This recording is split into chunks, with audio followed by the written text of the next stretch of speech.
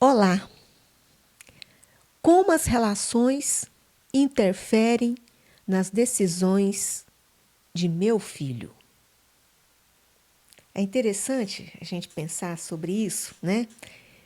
Será que as relações que eu vivo, elas de fato, elas interferem, elas dizem alguma coisa, elas, elas conseguem fazer com que os nossos filhos também tenham outro tipo de decisões? Sobre isso que nós vamos falar hoje, tá? Vejam só, quando eu fazia o ensino médio, certo dia chegou uma professora, uma professora daquele modelo assim, bem, muito bem vestida, comunicava muito bem, parece que muito bem resolvida. E ela começou com a aula e ela não deu conta de continuar, porque existia uma disciplina na sala de aula. E ela começou então a dar uma bronca em nós, né? E nós éramos uma turma com a seguinte composição: nós tínhamos 58 rapazes e 2 meninas, e eu era uma delas. E essa professora falou com a gente com um tom, sabe assim, quando o pai está dando uma bronca na gente? E ela disse assim pra gente: vocês moram na periferia, vocês são pobres, mal educados, não querem estudar, não valorizam a oportunidade de estar numa escola pública. Eu saio lá do setor marista, é um setor nobre de Goiânia, para vir até aqui. Chega aqui, não consigo dar aula. Sabe o que vai acontecer com vocês? Nada. Vocês não vão conseguir entrar na faculdade. Vocês não vão ter sucesso. As meninas provavelmente vão engravidar e vão se tornar mãe solteira. Os meninos vão fazer uma atividade qualquer, se não for pior, se não for para marginalização. Gente, essa mulher acabou conosco. Eu olhei para ela e pensei assim: pois ela me provocou. A minha vida não será desse jeito. Eu vou entrar na faculdade. Pensei isso, olhei para ela e disse assim: você não tem o direito de atrapalhar os nossos sonhos. Tem muita gente aqui que sonha com universidade. E eu vou para uma universidade. Um outro recorte de história. Meu pai era mestre de obra e meu pai contava as histórias que ele vivia no trabalho dele. Então, ele tinha um chefe engenheiro civil e esse chefe, ao mesmo tempo que procurava estimular meu pai a aprender a ler os projetos, a fazer os cálculos, a tomar conta de uma obra grande, a ser responsável por todos os detalhes da execução do projeto. E meu pai falava sobre isso, semelhante a um engenheiro. E ele abria os projetos em cima lá da mesa de casa e ficava mostrando os detalhes, né? Isso teve tanta importância na minha vida, que eu tomei uma decisão.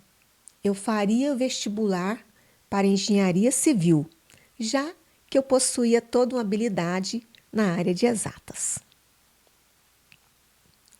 O tempo passou, eu acabei fazendo outro curso, fiz licenciatura em geografia, fiz pedagogia, e certa vez eu saí da escola e fui levar os meus 2 filhos para tomar um lanche. Bem na porta da escola, ali junto com os alunos, batendo papo, os alunos paparicando os meus 2 filhos. E eu estava num momento assim de readaptação. Eu tinha mudado para uma cidadezinha do norte de Goiás e eu ainda não estava recebendo o meu salário corretamente. E eu avisei para os meninos, a menina com 3 anos, o menino com quase 8, eu avisei para eles, filhos, nós vamos comer sanduíche, mas a gente só dá conta de comer misto quente. Minha filhinha de 3 anos deu uma olhada assim para todo mundo e falou assim, sabe uma coisa que eu não vou ser? Eu não vou ser professora, porque só come misto quente barato. Todo mundo caiu na risada, tá? Mas aquela frase daquela criança de 3 anos mexeu muito comigo. Ontem à noite, estávamos na cozinha, eu e meu filho preparando o jantar, e a minha neta por ali conversando conosco. E ela virou assim, vovó, quando eu crescer, eu quero sair para dançar com você. Eu quero dançar também. E eu também quero trabalhar muito, eu quero ajudar o papai, eu quero, quando o papai tiver muito trabalho, eu quero ajudar o papai a terminar o trabalho dele. E também quero ajudar a mamãe na farmácia. E aí a gente percebe que uma criança de 5 anos já faz uma leitura das relações que o pai, que a mãe, que a avó vivem. E a gente pensa que ela não está percebendo nada, né? Então, como ela sabe que eu gosto de dançar, que é o meu hobby, então ela já me informou que a hora que ela estiver em condições, que ela crescer, ela vai sair para dançar comigo. Veja como eu estou influenciando. E veja como meu filho também já está sendo modelo. É um pai que trabalha muito. Tem uma mãe que também se dedica muito ao trabalho. Então, percebam como que o que nós mães vivemos, o que nós pais vivemos, interferem de uma forma direta e profunda nas decisões dos nossos filhos, como também interferiu nas minhas decisões. Enquanto eu era estudante, enquanto professora, ou seja, tudo aquilo que nós vivemos interfere na vida das pessoas que estão ao nosso redor. Tudo aquilo que nós compartilhamos, todas as nossas experiências, tem um reflexo na vida de quem está perto de nós. Perceba o quanto que esses 4 recortes de história, como que a proximidade, ela fez uma diferença. A professora Snob fez com que eu tomasse uma decisão que a profecia dela não ia funcionar comigo. Meu pai, entusiasmado com os projetos dele, me faz tomar uma decisão de estudar engenharia. Um misto quente em um momento de dificuldade financeira faz com que uma filha apenas de 3 anos tome uma decisão profissional. E o ato de dançar e trabalhar muito faz com que uma criança de 5 anos decida que quer dançar e que quer trabalhar muito. Então, nós precisamos de ter mais consciência do que o que a gente está fazendo, as nossas crianças estão observando, as nossas crianças estão vivenciando conosco. Não pense que porque são crianças que não estão prestando atenção nos detalhes. E elas prestam atenção em todos os detalhes. E muitas vezes a gente pensa que a criança é um pouco alienada, né? Que ela não está fazendo leitura dessa realidade. Ela não só está fazendo leitura, como ela está incorporando para a sua vida. Tá? E diante disso, eu pergunto, quem que eu coloco próximo de meu filho? Porque próximo, os mais próximos está ali, tá a mãe, tá o pai, tá o irmão, os avós, né? Mas quem que eu coloco de fato próximo dos meus filhos? Que ambiente que eu proporciono para os meus filhos? Estou falando do ambiente diário, né, do convívio, né? Com quem eu coloco meu filho para conviver? Então, as minhas relações, as relações com o meu companheiro, com o meu amigo, com os meus colegas de trabalho, a forma como eu me relaciono com o gerente do meu banco, como eu me relaciono com o feirante, com o meu ajudante dos serviços diários, a forma como eu me relaciono no dia a dia com todas as pessoas. O meu filho está sempre a observar, ele está sempre procurando se conectar, porque a gente, querendo ou não, nós somos exemplos.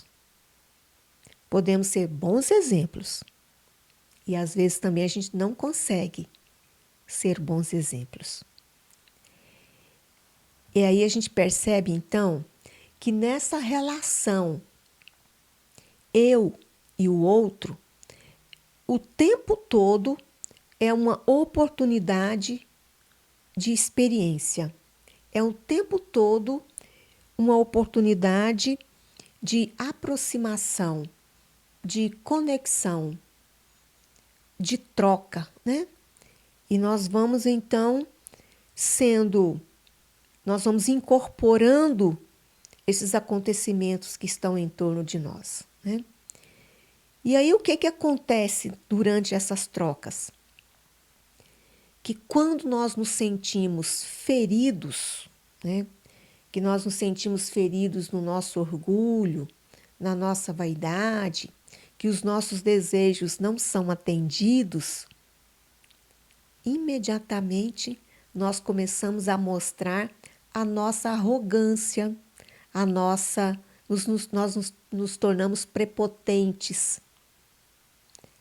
As nossas crianças também estão observando a forma como eu me relaciono com o outro. Elas estão aprendendo pelo nosso exemplo como é que nós reagimos quando nós somos contrariados. E muitas vezes, quando a nossa criança dentro de casa é contrariada, ela tem uma reação diferente e nós olhamos e falamos assim, por que ela está tão agressiva? E nós esquecemos que quando a gente está com esse orgulho ferido, com essa vaidade ferida, que nós também temos reações desta maneira. E muitas vezes a gente usa aquela frase famosa assim, eu sou uma pessoa muito boa, até que pise no meu calo. E a criança escuta isso e logo em seguida ela vai também viver esta questão. E dentro deste contexto, eu e o outro e nós, né? E aí a gente percebe que nem tudo dá certo, né? E quando as coisas não dão certo, nós temos o hábito de terceirizar. A culpa é sempre do outro. O outro que nos fez errar. O outro é que contribuiu para que eu não tivesse sucesso. E as crianças também aprendem isso. Então, em vez delas aprenderem a assumir uma atividade, um erro, um equívoco, logo elas também farão do mesmo jeito. Elas também vão fazer essa terceirização. Aí, se a nota não caminha bem, se ela não está tirando boas notas, a culpa não é dela. Não, sabe, pai, é porque a professora, ela já passou a culpa para a professora. Não, eu tenho um amiguinho que ele conversa muito comigo, e aí eu perco a minha atenção. Por que ele faz isso? Porque ele está seguindo o nosso exemplo. De quando a gente não está indo bem, logo a gente acha um culpado. Né? Olha, a partir do momento que a gente desperta para que todo som, toda emoção, todo sentimento, toda relação, todo convívio impregna o outro. Então a gente tem que lembrar e pensar assim: a forma como eu me relaciono, eu estou impregnando no outro coisas relevantes, de qualidade, para que o outro que está ali próximo de mim, que ele possa subir um pouquinho o seu nível de entendimento e de relacionamento. Mas muitas vezes a gente vive uma letargia, né? A gente não presta atenção nesses detalhes e a gente só vai prestar atenção quando você colhe a atitude do seu filho. Isto quando nós prestamos atenção. E é tão interessante que é assim, olha, agora nós estamos na fase adulta, né? Nós adultos reagimos assim. Principalmente quando a gente não alcança o sucesso desejado. A gente vai buscar sempre uma justificativa. Ah, eu não tenho sucesso como pessoa, eu não tenho sucesso como profissional, porque a minha mãe me aprisionava muito, né? Minha mãe era uma mãe muito medrosa e ela me aprisionava e eu não aprendi a lidar com os medos, né? E o meu pai era extremamente autoritário.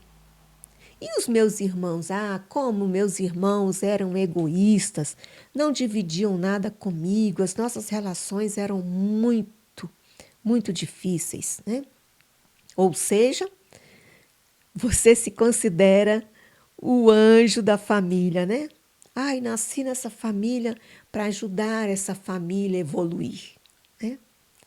E a gente cegos nesta vaidade, a gente não enxerga os nossos erros, os nossos equívocos, o porquê das nossas escolhas, o porquê do nosso insucesso. E as nossas crianças ouvindo todas essas justificativas, elas também vão nos dar essas respostas, né? Outro dia, em uma sala de aula de pedagogia, eu perguntei para uma acadêmica, eu queria compreender por que você saiu tão mal na sua avaliação. Aí ela falou assim, professora, eu vivo num lugar muito difícil. E ela fez quase que desse jeito. Né? A minha mãe não me ajuda, o meu pai me atrapalha, o meu filho não me dá sossego. Tá, ela estava me descrevendo a realidade dela. Eu falei assim, até agora você me falou das pessoas que compõem a sua família. E você? Como é que você age nesse ambiente? Ah, eu não consigo, como eles me atrapalham muito, eu não consigo estudar. Eu não consigo concentrar, eu não consigo envolver com essas tarefas, eu não consigo crescer. E eu falei para ela, precisamos de aprofundar a nossa conversa, porque você está colocando o seu insucesso da nota da sua vida na sua família. E a gente precisa, então, de despertar para isso. Tá? E aí nós continuamos com a conversa em outro momento e eu fui mostrando para ela, com perguntas, ouvindo as respostas, ouvindo algumas incoerências, fui mostrando para ela que só cabe a ela pensar sobre isso e tomar uma decisão. E uma decisão é: essas relações que ela está vivendo dentro da casa dela vão continuar atrapalhando o desenvolvimento acadêmico? É claro que este é um assunto que não dá para a gente auxiliar a pessoa em 2, 3 conversas, né? E aí a gente começa praticamente um processo terapêutico. E eu preciso de pensar o seguinte, né? Por que é que a gente tem dificuldade de aceitar o próximo como ele é? E eu estou falando do próximo, não é do próximo meu vizinho, não. Eu estou falando do próximo dentro de casa. Estou falando do próximo mais próximos, né? Então, por que que eu solicito tanta perfeição do outro quando eu não alcancei a perfeição? E é possível de alcançar a perfeição? Filosoficamente, perfeito é chegar pronto até o fim, é chegar ao fim. Então, estamos todos nós nessa busca da melhoria. Eu quero ser melhor, né? Então, se todos nós estamos buscando, logo nós não temos essa perfeição. Mas por que que eu solicito tanto a perfeição do outro? E quando eu solicito a perfeição do outro, logo eu não estou aceitando o próximo como o próximo está se apresentando. Eu tenho uma recusa pelo próximo. E aí é muito interessante quando a gente busca Pierre Vai, o que ele vai dizer. Se você tem dificuldade em aceitar o próximo, é porque você não se aceita. A primeira vez que eu ouvi sobre isso, me doeu muito, né? Porque eu precisava de entender que o próximo é um ser que ele me complementa. Aceitar essas diferenças, o estar junto, contribui para o nosso crescimento, para o meu crescimento, para o crescimento do próximo. Que nós estamos exatamente no lugar certo para que eu possa aprender o que é necessário aprender. E quando eu falo assim, eu estou falando sobre o ambiente familiar, o ambiente profissional, o ambiente comunitário, seja qual for o ambiente. Todas as pessoas que estão próximos de nós, que têm qualquer tipo de relacionamento conosco, elas têm muito a agregar no aprendizado da vida e sobre a vida. Mas quando é que nós aprendemos sobre isso, né? Qual é o momento que a gente desperta para isso? Percebe que às vezes a gente passa uma vida inteira e a gente não consegue despertar para situações que ao mesmo tempo são simples e ao mesmo tempo também elas são complexas e fazem parte da nossa vida, e o outro interfere na minha vida e eu interfiro na vida do outro. Estou falando da interferência da convivência, né? E a gente precisa, então, de alguém que fale conosco sobre isso, de alguém que esteja pronto para dizer, para mostrar para você alguns elementos que são extremamente fundamentais nesse processo de autodescoberta, nesse processo de autopercepção.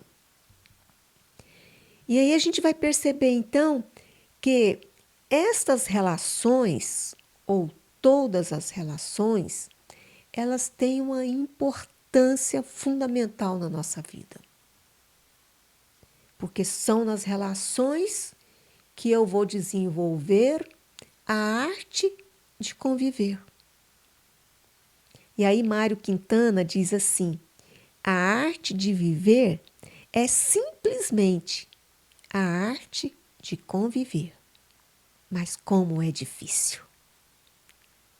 Então, olha como que Mário Quintana, com essa frase poética, como que ele nos coloca assim, acordados, né? Para que a gente construa e mantenha relações humanas. Elas precisam de dar conta de um convívio, né? De um convívio humano, onde a gente dê conta de gerenciar essas relações interpessoais. E às vezes, e quando eu digo às vezes, isso acontece muito, surgem conflitos, né? Aliás, as nossas relações, elas são permeadas de conflitos, né? E a gente precisa de dar atenção para esses conflitos. Principalmente quando a gente percebe que as nossas crianças, que os nossos adolescentes estão vivendo estes conflitos. Vamos dar uma atenção, então, para o caso do Pietro. O Pietro tem 17 anos, está na fase de escolher o seu curso superior. Sempre teve um excelente desempenho na escola. Ele tem uma inteligência acadêmica admirável, mas se sente muito inseguro para escolher a sua profissão. E ele diz também que ele é muito ciumento. Ele é controlador nas suas relações, até mesmo de amizade. E ele possui um grau de dependência muito grande das pessoas. Não gosta de estar só e não gosta de realizar qualquer tarefa sem alguém por perto. Percebo quanto que o Pedro vive um momento de insatisfação, de insegurança, como que neste momento ele precisa de uma atenção da mãe, uma atenção do pai, uma atenção de quem convive com ele e muitas vezes até mesmo a atenção de um profissional, né? De um psicólogo, de um terapeuta. Então, pessoas que se sentem insatisfeitas consigo própria também estão insatisfeitas com as suas inter-relações. Então, a gente tem que pensar que as relações que eu desenvolvo comigo, que se trata das intrapessoais, tem uma relação direta com a relação que eu tenho com o outro, que são as relações interpessoais. E elas estão ligadas no nosso cotidiano. Estão o tempo todo ali, imbricadas no nosso cotidiano. Seja no trabalho, seja no espaço doméstico, na convivência social. Elas estão sempre juntas. Então, por onde é que eu começo a melhorar estas relações? Se eu estou tratando de relações humanas, então eu começo em mim. Eu começo a cuidar da forma como eu relaciono comigo, para que eu possa melhorar as relações que eu tenha com o outro. Então, um jovem que está vivendo este momento de insatisfação, quanto mais insatisfeito ele sente, mais as suas relações também vão ficando insatisfatórias para ele e para as outras pessoas, né? Então, este garoto, ele precisa de ser escutado, ele precisa de ser acolhido, ele precisa de perceber que nesta jornada da vida, ele não está só. Porque o estar sozinho também nos adoece, né? Então, nós precisamos de ter um olhar especial quando a gente percebe que os nossos filhos, que os nossos educandos que os nossos companheiros estão com sinais de insatisfação. Precisamos, então, de ter esse zelo. Mas quando que eu passo a ter esse olhar com o outro? Quando eu tenho esse olhar para comigo. Quando eu sou capaz de fazer uma autoavaliação e perceber que eu estou insatisfeita, agora sim eu também consigo perceber a insatisfação do outro. Porque o outro está contando para mim o tempo todo, com a sua forma de falar, com a sua forma de olhar, com a sua postura, com um gesto simplesmente, né? Com um apoiar da cabeça. Ele está contando como é que ele está. Então, a arte do convívio, a arte do ver, do escutar, ela precisa de ser apreendida. Apreendida. A gente não nasce sabendo relacionar. A gente não nasce, tá?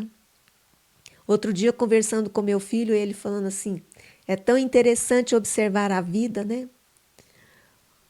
O gatinho se torna gato sem ter que passar por todo esse processo educacional, né? A mangueira dá lindas mangas, saborosas mangas, sem ter que passar por este processo. Ninguém ensina uma mangueira a ser mangueira, ninguém ensina um gato a ser gato. Mas o ser humano precisa de ser ensinado e precisa de aprender a ser humano. Porque ele não nasce assim. Nós somos seres inacabados. E nós vamos nos construindo à medida que vamos nos relacionando. Então, tem um autor chamado Jim Rohn, que ele afirma assim, ó, somos a média das 5 pessoas que mais convivemos.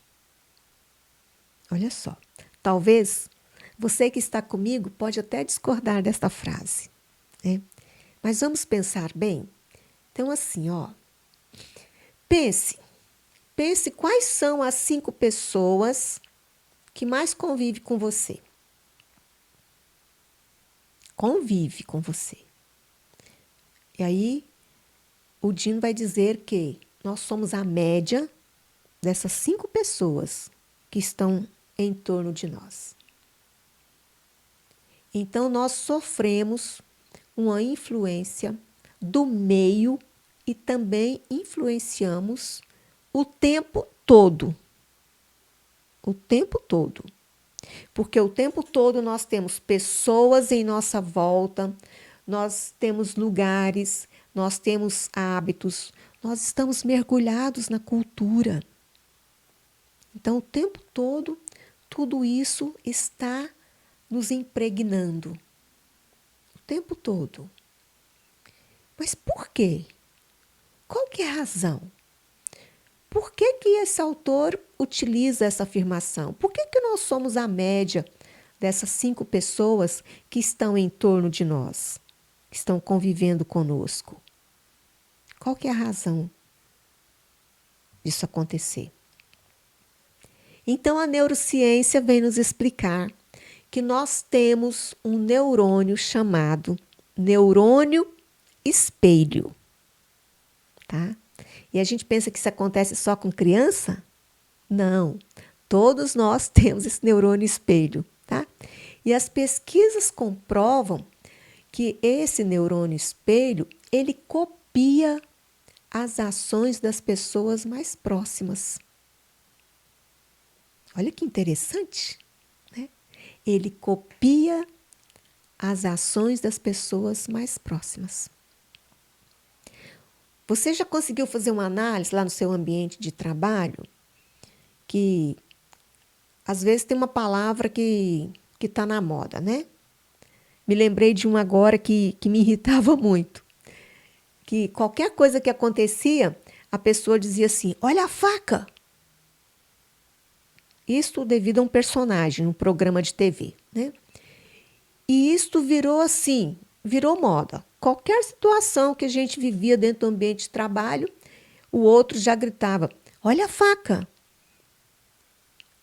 E quando a gente menos esperava, estava todo mundo utilizando esta frase. Os coordenadores, os gerentes, os professores, estava todo mundo usando isso.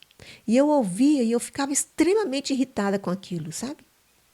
Eu pensava, mas que falta de criatividade de ficar copiando o outro desta forma, né? E sabe, aquilo me incomodava. E aí eu fui mostrando para eles, eu falei assim: por que você fala uma frase violenta como essa? Uns faziam assim no pescoço, né? Sem pensar no que ela diz, né? No reflexo que ela tem na nossa vida. É uma frase violenta. E aí a gente começou toda uma discussão sobre isso, né? Por que eu copio o outro sem saber que estou copiando, né? Então, a gente precisa de estar atento a essa questão do nosso neurônio espelho.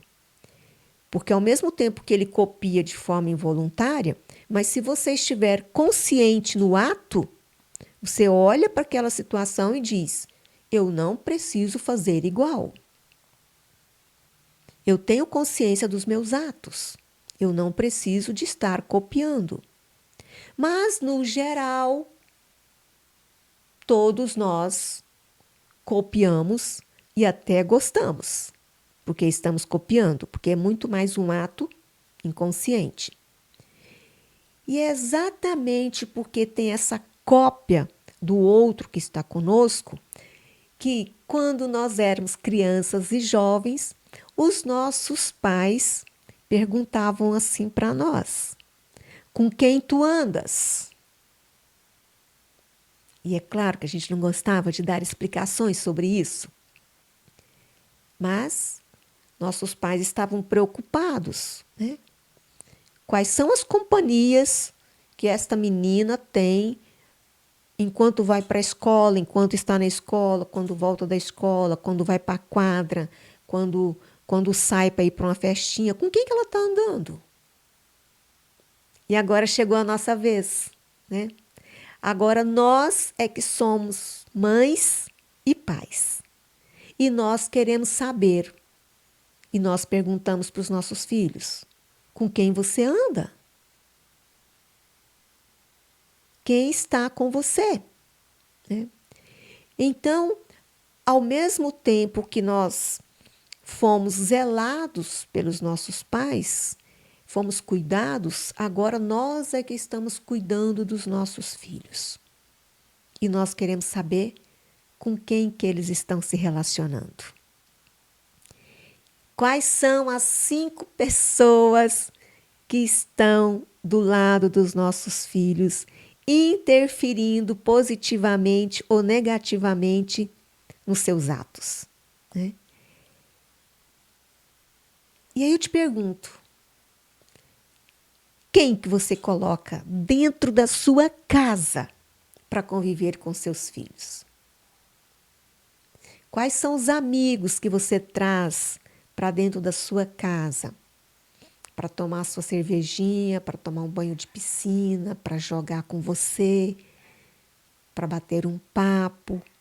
Quem são essas pessoas que você está trazendo para conviver com seu filho? Com certeza que essas pessoas vão interferir tanto na sua vida como na vida do seu filho. Mas a gente também não consegue prestar atenção nesses detalhes, né? Na verdade, a gente está prestando atenção mesmo no quê? Né? Verificar a qualidade das nossas relações, a qualidade dos nossos vínculos é fundamental para que os nossos filhos construam relações humanas em um nível superior de consciência.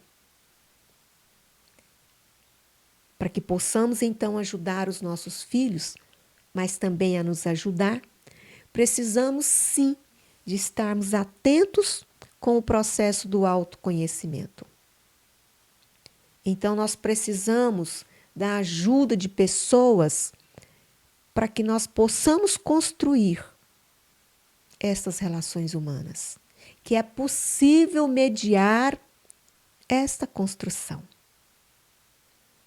Eu fui mediada, eu sou mediada e você também. Nós podemos ser mediados de forma inconsciente ou de forma consciente. Então é melhor que a gente pense sobre isso e que a gente tome uma decisão consciente. Que é possível mudar. Que é possível sair desse nível de consciência e melhorar. É sempre possível fazer melhor. Sempre. Então, toda a nossa vida está nesta arte do conviver. Eu, você e nós. Tudo gira em torno da convivência. E se eu estou compartilhando com você sobre isso, é porque eu tenho certeza que se ficar pelo menos uma sementinha para você pensar sobre isso, esta 1 hora já valeu a pena. Porque todos nós queremos conviver bem. Todos nós desejamos um mundo de harmonia, um mundo de paz, um mundo de alegria, um mundo de segurança, de confiança no outro. Todos nós queremos relações humanas de excelência. Eu quero, você quer, nós queremos. Então é possível aprender? Então vamos aprender? Obrigada pela sua companhia e eu espero você amanhã às 9h15. Eu sou Zilma Lee, especialista em superdotados. Namastê.